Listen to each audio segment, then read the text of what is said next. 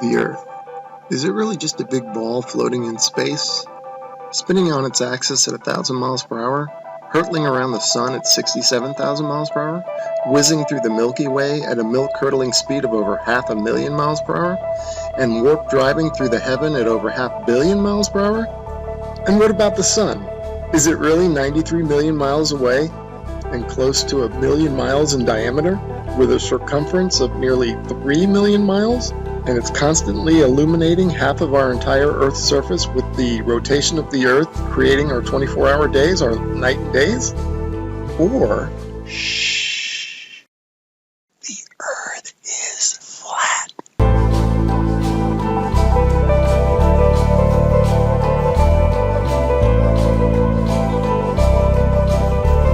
And maybe it's completely still, just like we experience. And maybe the sun isn't big, but is very small and very close, and not illuminating the Earth from 93 million miles, but is illuminating locally. And maybe everything, the sun, moon, and stars, are not far away, but are circling overhead relatively close. In this video, we're going to explore the latter option, and at the end, we're going to reveal startling evidence through the use of time-lapse photography that the sun cannot possibly be 93 million miles away, but is in fact very close, and is illuminating locally as it traverses our flat Earth. Oh man, and watch how this sun comes at you. Boom! I mean, come on. And that's all perspective.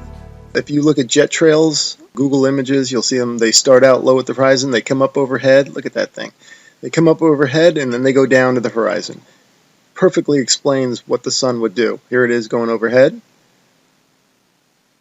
I love time lapse. And look at this. You can't go out and look at the sun. You can't see this stuff, except that it's on, time lapse like this. It's incredible. Now watch this thing. It's sweeping. The sun over flat Earth is doing a big circle, right? Look at this thing. See it sweeping to the right. It's like a lefty bowler. Just toss that down the alley, and there it goes, hooking into the pocket.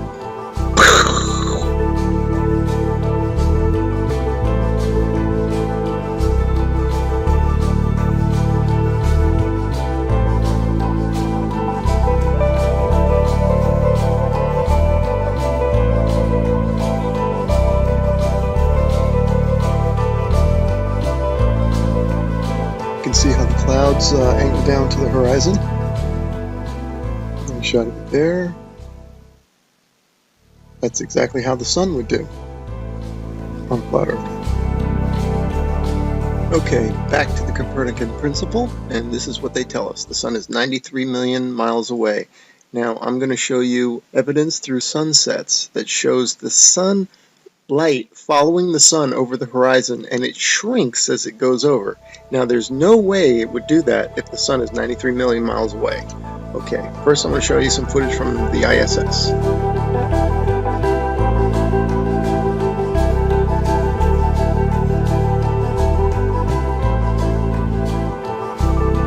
Okay, now watch this animation. Watch this sunset. Now this is exactly, if they came to me and said do an animation, this is how I would do it. If the sun were 93 million miles away. Just like that. Have the whole horizon fade evenly. But that's not what we see.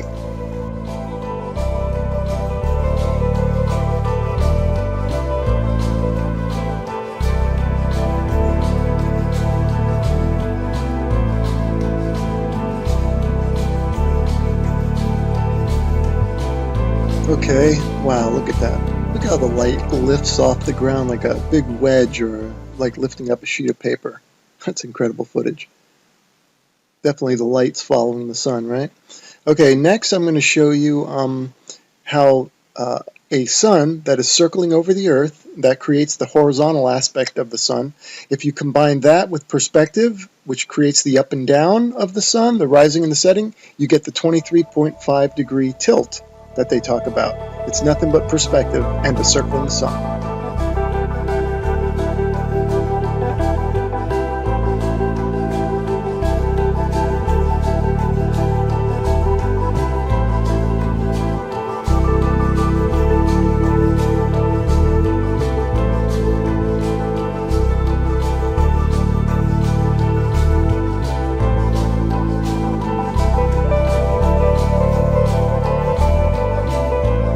Here's another sun sweeping out a big circle.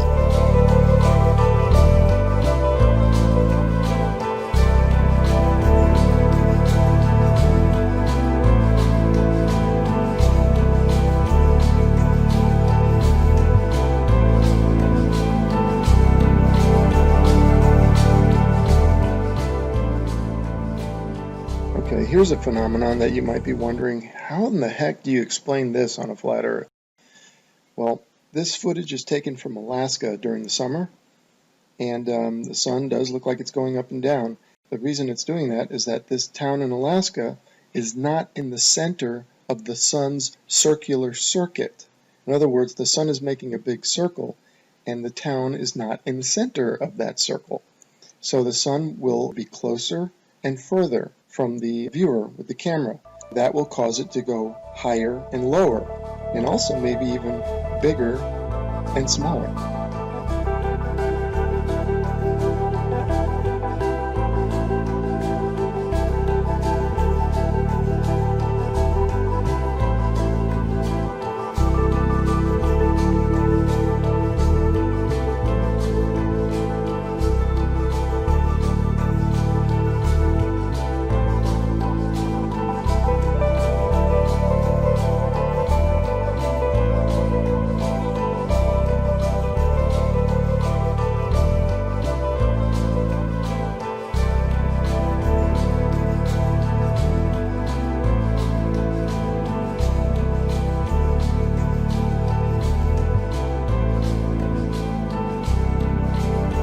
Look at the high altitude airplane. Remember, this is from a high altitude balloon, so that airplane is probably at cruising altitude.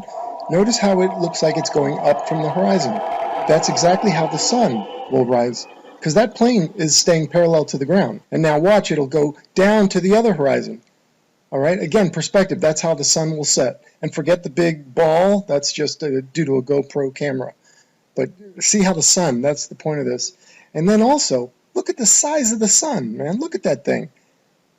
I mean, there's something to it to say that we're higher up our view and the sun looks bigger, and it looks like it's not as high in the sky as it does when we're on the ground. Something to that.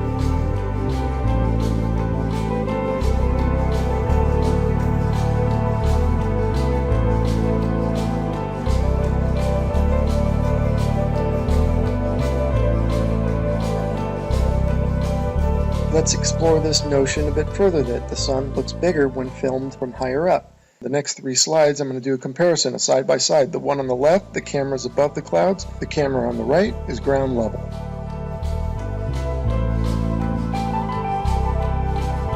And the point for the side by side comparison from the ground level and the level above the clouds is that above the clouds we're only maybe a mile or so up, and if the sun appears to be closer to the camera, well, that means it's probably much closer, because if the sun were 93 million miles away, a mile closer wouldn't make any difference at all to its visual appearance.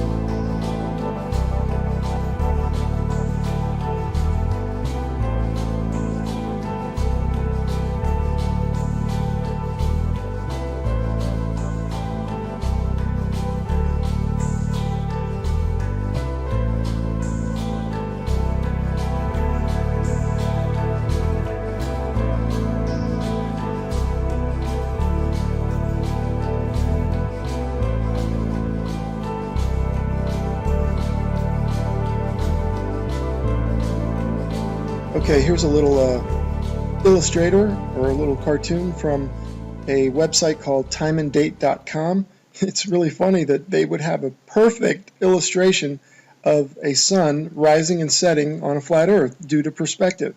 You'll notice that it rises from below the horizon and sets below the horizon. Now you might be saying, well, how's that possible? I can see now you're saying that it rises and lowers due to perspective, but how does it disappear below the horizon? Well, I got a theory about that. Because of the fact that all parallel lines and planes converge at your eye level horizon, this is according to the perspective, I'm not making this up. If in fact, and they do, they converge at your eye level horizon visually, then it makes sense that after that point they diverge, meaning they then separate, so the sun would continue on a downward track. As you can see from my illustration here, the lines would go to your horizon and then afterwards they would spread out and separate, kind of like a starburst, and the starburst being at your horizon, at your focal point.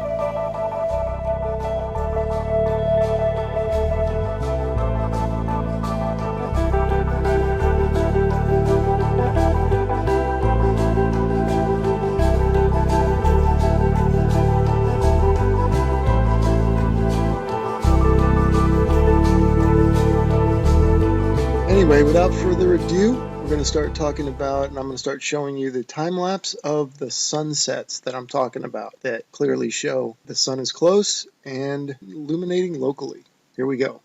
All right, and here are a couple of time-lapse sunsets, and just like the sunrises at the beginning of this video where you could see the sun coming at you, not maintaining any 93 million mile distance, here you can also see the sun moving away, and it's clearly not due to the rotation of the Earth and a sun that's maintaining 93 million miles away, but the sun is moving over the Earth and moving away from you.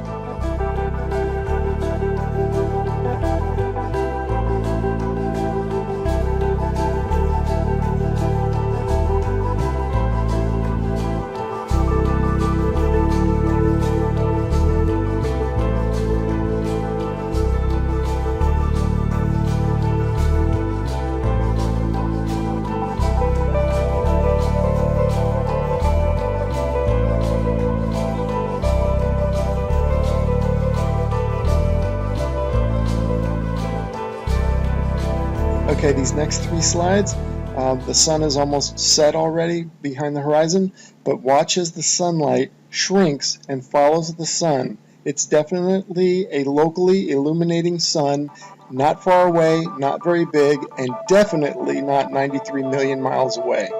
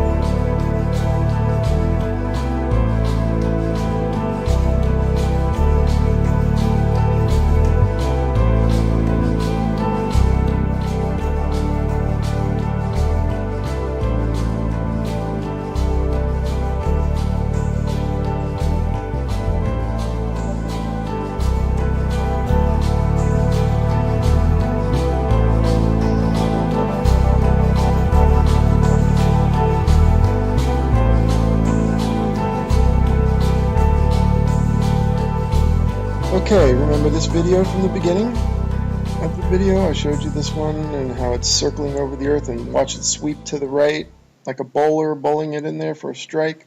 Okay, now I want you to pay attention to the way the light follows the sun. The sunlight's going to shrink, right, as it follows the locally illuminating sun. Watch this. See it shrinking, following the sun? You do not get that if the sun is 93 million miles away. The entire horizon should fade evenly, just like this supposed shot taken from space of the Earth. You can clearly see the way they depict it. They depict the demarcation between day and night, or light and dark, as a long straight line. And you can see the long straight line moving as one solid piece. That means that the sunset should all fade, the entire horizon should fade evenly. But that's not what we observe, as we will see and as we've seen in the footage so far. The sunlight shrinks and follows the sun over the horizon. So these time-lapse sunsets are definitely the nail in the coffin for heliocentrism. But this particular one here, shot from above the clouds from this observatory, is the final nail in the coffin. Look at how the sun just shrinks and the light shrinks to nothing. That cannot happen, as I showed you in the when the sun illuminates the entire Earth, which it does from 93 million miles away. It has to. You don't get this isolated look at the sunlight trailing the sun. That's only possible with a small sun, close, not very high, illuminating locally. I mean, if this isn't proof to you, then you gotta take the blinders off.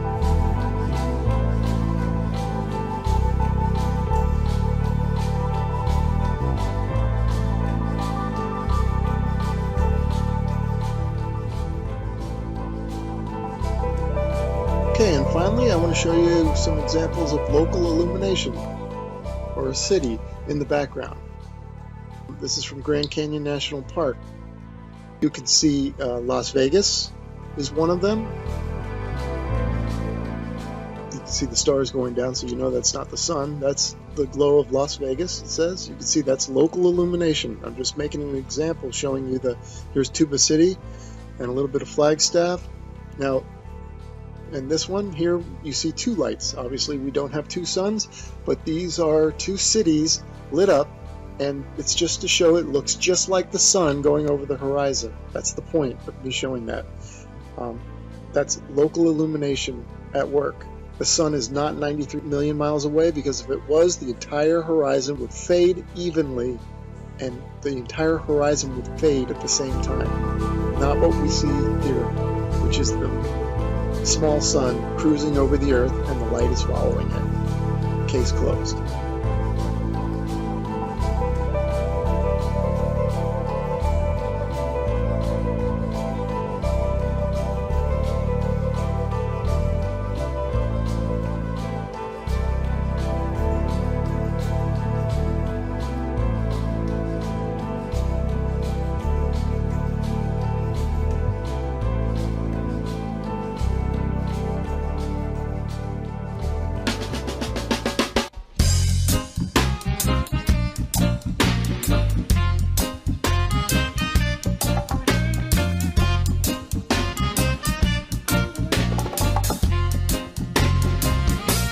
The earth is flat.